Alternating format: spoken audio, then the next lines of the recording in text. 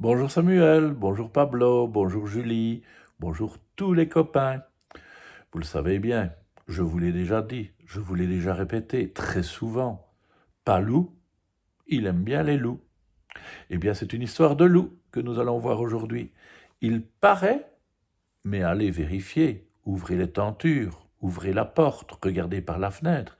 Il paraît qu'il y a un loup dans le potager. Oh, un loup dans le potager.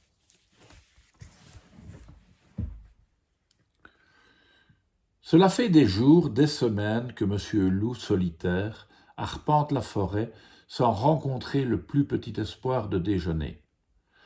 Pas un oiseau n'a mis le bec dehors par ce froid glacial. Pas un animal n'a osé sortir le bout de son museau. « J'ai faim !» hurle-t-il à chaque coin de bois. Il en est réduit à grignoter de rares baies d'églantier que le gel a durcies. « Plus jamais ça, se dit-il, en avalant une minuscule noisette. Je vais m'organiser, faire des réserves, des conserves bien rangées dans ma grande armoire. Je ne serai pas le premier animal à agir ainsi. » Dès qu'il a pris sa décision, monsieur Loup commence à se préparer. Pour cultiver un potager, il faut des outils et des semences. Dans la cabane du fermier, il trouve tout le nécessaire. Il déniche même un chapeau de paille qu'il coiffe aussitôt. Puis il se met à lire et à relire le manuel du parfait jardinier, et il rêve. Son potager sera le plus beau et le mieux soigné de tous les potagers alentour. Dès les premiers beaux jours, il choisit un carré de clairière qui l'entoure d'une jolie clôture blanche. Les animaux de la forêt l'observent avec curiosité. Puis, monsieur Loup se met à bêcher, ratisser, semer, arroser, tailler et désherber. C'est un dur travail, et il transpire à grosses gouttes. Il n'a plus une minute pour aller chasser. Heureusement, les premiers radis roses s'arrondissent bien vite. Monsieur Loup en fait ses délices, pendant que les tomates et les courges mûrissent, que les pois et les haricots allongent leurs gousses, que les potirons font dorer leur gros ventre orangé. Bientôt notre jardinier croule sous les légumes de toutes sortes.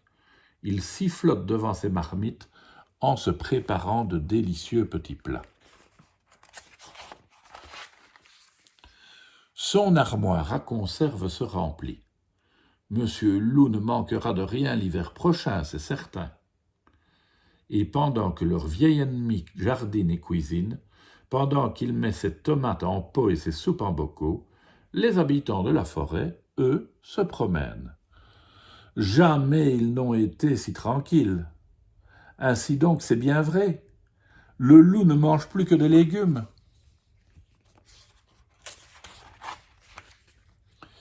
Mais tout se gâte un beau matin, quand ce petit monde est réveillé par un hurlement de loup qui résonne jusqu'au plus profond des bois. « Trop, c'est trop !» rugit-il, « je ne vais pas me laisser faire !» Ses yeux sont redevenus noirs et brillants. « Hé, hibou, approche s'il te plaît, regarde ce désastre. Quelqu'un a dévasté mon potager cette nuit. As-tu vu le coupable ?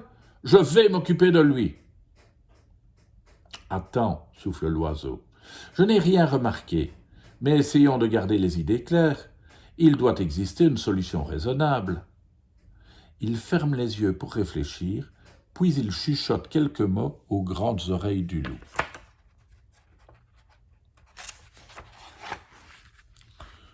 Monsieur Loup disparaît dans son atelier, où on l'entend scier, clouer, raboter. Et juste avant le coucher du soleil, il place devant la barrière une magnifique pancarte.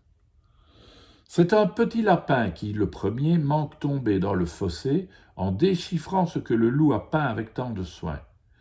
Il donne l'alerte aussitôt à tous les animaux qui prennent le frais dans la clairière. « Je n'en crois pas mes yeux, grogne le rat.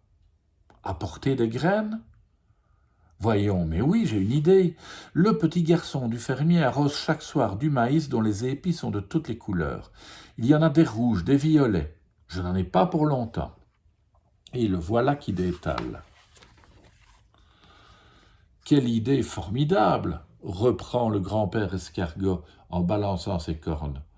On va aller lui chercher de la salade qui repousse quand on la coupe. Sûr qu'il ne connaît pas la feuille de chêne, il va être épaté. Un escargot épater un loup. On aura tout vu. Et il disparaît à la vitesse d'un escargot. Et effectivement, le panneau dit « Le loup offrira des légumes à qui lui apportera graines ou plants d'une espèce ne poussant pas encore dans ce potager. » Le matin illumine doucement le potager. Il y a d'abord une douce lumière rose qui enveloppe les feuillages et, petit à petit, les rayons dorés du soleil inondent les fleurs. Les pétales qui s'étaient fermés pour la nuit se déroulent lentement, et les tournesols regardent à nouveau vers le ciel. Monsieur Loup ouvre les volets de la cuisine et frémit de joie. D'un bond, il est dans son jardin. Il s'approche de Madame Lapin qui tremble comme une feuille en serrant dans ses pattes un petit sachet en papier. Il la salue de sa voix la plus douce. Bonjour, répond-elle. Nous vous avons apporté ces graines de radis noirs. Cela vous intéresse-t-il?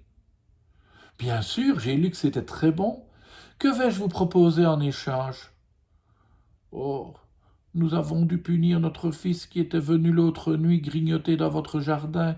Nous ne voulons donc rien vous demander.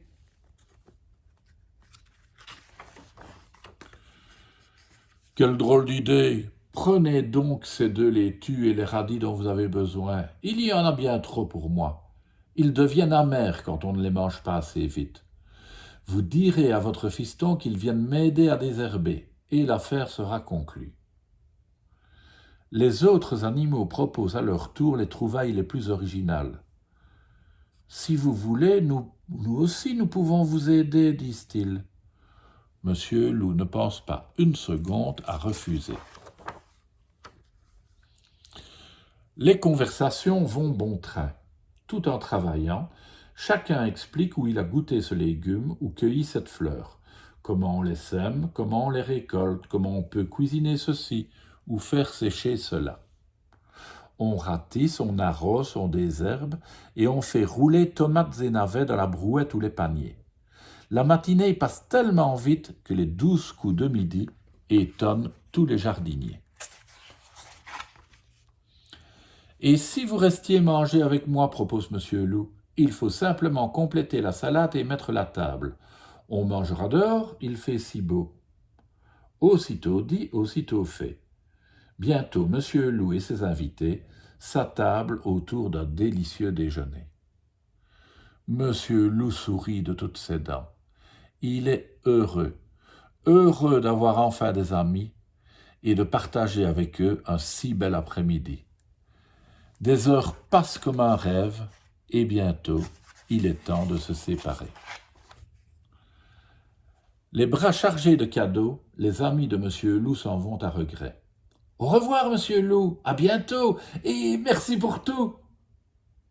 Monsieur Loup n'en revient pas. Tout paraît soudain si facile après une telle journée.